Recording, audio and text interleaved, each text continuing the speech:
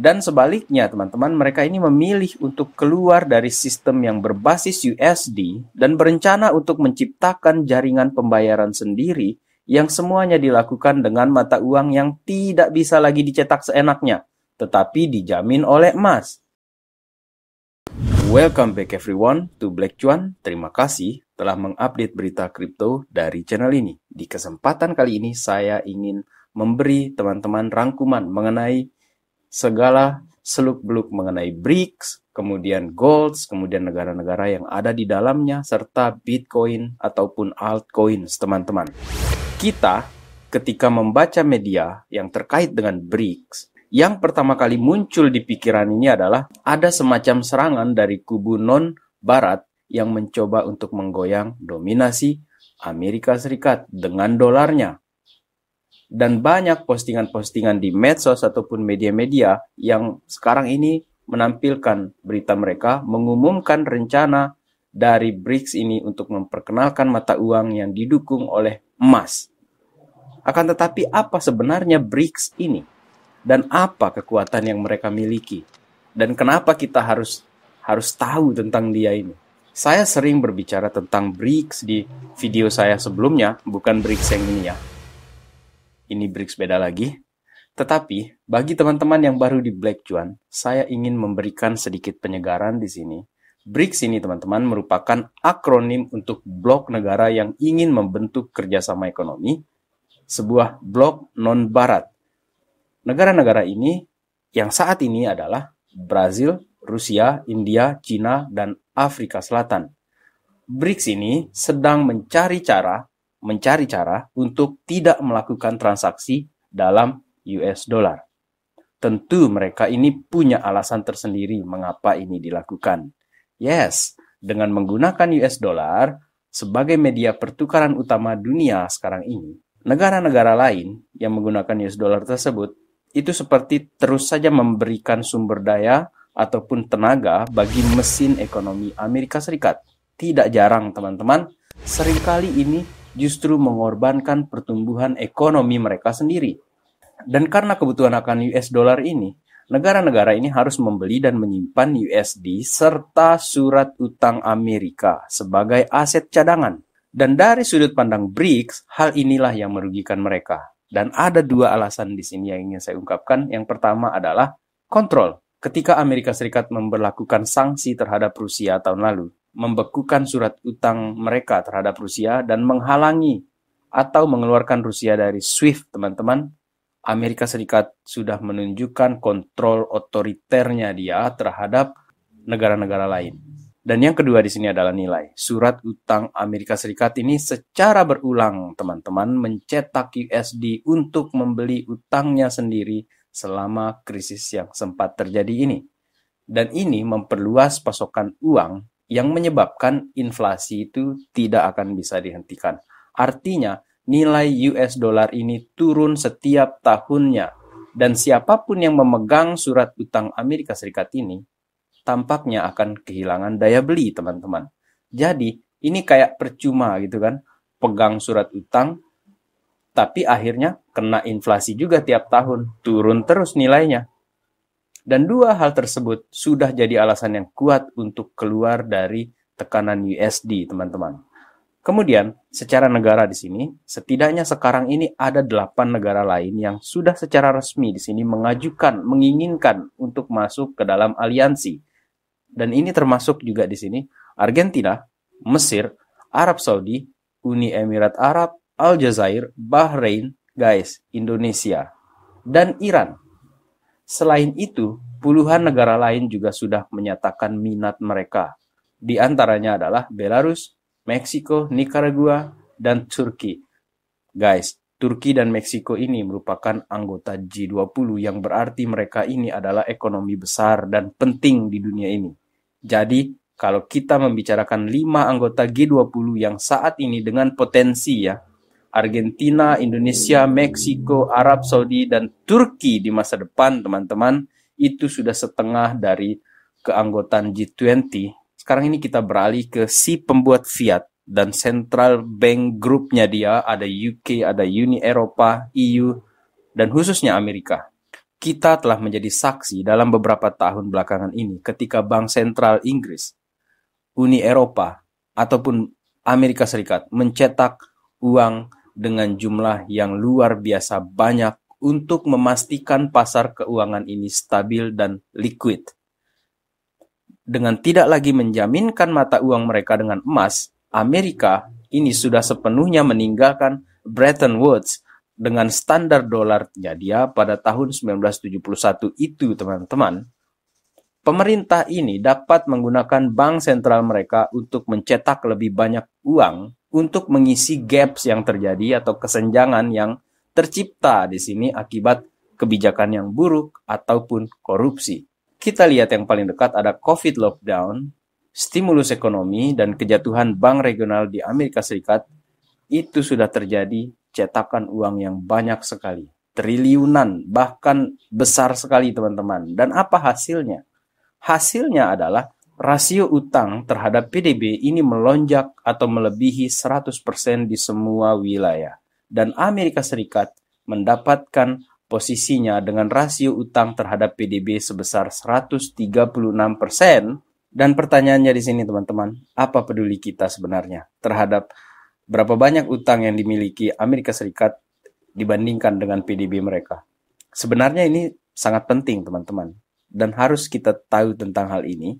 Alasannya adalah karena beban utang yang lebih tinggi ini akan menyebabkan pengeluaran bunga yang lebih tinggi dan mengakibatkan defisit yang lebih tinggi dan menyebabkan lebih banyak utang. Kalau kita singkat di sini, more debt, higher interest rates, higher deficits, more debt. Utang banyak, utang naik, suku bunga naik, defisit naik, ngutang lagi. Jadi siklusnya seperti itu aja. Orang bilang ini, kalau bahasa kerennya itu death spiral, atau ini lingkaran setan roda gila deh. Saya bilangnya seperti itu yang lebih sederhana. Dan oleh karena itu juga teman-teman, ketika menghadapi gangguan pasar yang tidak terduga, atau bahkan resesi yang dalam, Amerika ini akan terpaksa mencetak dolar untuk menjaga pasar ini liquid dan teratur. Dan mereka tidak akan pernah membiarkan pasar ini tidak liquid, teman-teman. Dan ini terutama ketika mereka perlu mendanai defisit yang abadi ini. Negara BRICS ini mengetahui hal ini dan mereka sudah capek ini mutar-mutar terus di dalam lingkaran roda gila ini atau death spiral ini. Karena mereka terikat dengan sistem dolar yang terkena inflasi tersebut, teman-teman. Dan sebaliknya, teman-teman, mereka ini memilih untuk keluar dari sistem yang berbasis USD dan berencana untuk menciptakan jaringan pembayaran sendiri yang semuanya dilakukan dengan mata uang yang tidak bisa lagi dicetak seenaknya, tetapi dijamin oleh emas. Dan bagaimana BRICS ini akan berfungsi nantinya? Simpelnya begini, negara-negara BRICS harus menggunakan mata uang mereka sendiri dan membuktikan bahwa mata uang tersebut cukup dijamin oleh emas. Atau mereka setuju untuk menggunakan satu mata uang tunggal yang dijamin oleh emas. Pilihan pertama, mata uang yang beragam. Dan tampaknya ini tidak realistis, teman-teman. Karena kalau kita mau ingat ini, mau nggak sih Xi Jinping ataupun Putin membiarkan perwakilan asing untuk masuk ke brankas mereka dan memverifikasi emas mereka? Saya kira itu tidak realistis, teman-teman. Dan pilihan kedua di sini tampaknya mungkin, dan meskipun ini juga belum pasti, teman-teman, dalam kasus ini, teman-teman, negara-negara BRICS akan menciptakan satu mata uang tunggal yang akan dijamin oleh emas, dan bank sentral dalam hal ini akan mendanai perdagangan luar negeri yang dijamin oleh mata uang BRICS ini. Jadi pada dasarnya mata uang ini akan sepenuhnya dapat ditukarkan dengan emas. Sistem ini akan memungkinkan pembiayaan perdagangan dan pinjaman itu dengan mata uang BRICS di sini. Dan inilah kuncinya, menciptakan pasar obligasi BRICS multinasional. Di sini, obligasi yang dinyatakan dalam mata uang BRICS baru ini dapat dibeli dengan mata uang lokal pada nilai tukar yang ditetapkan pasar.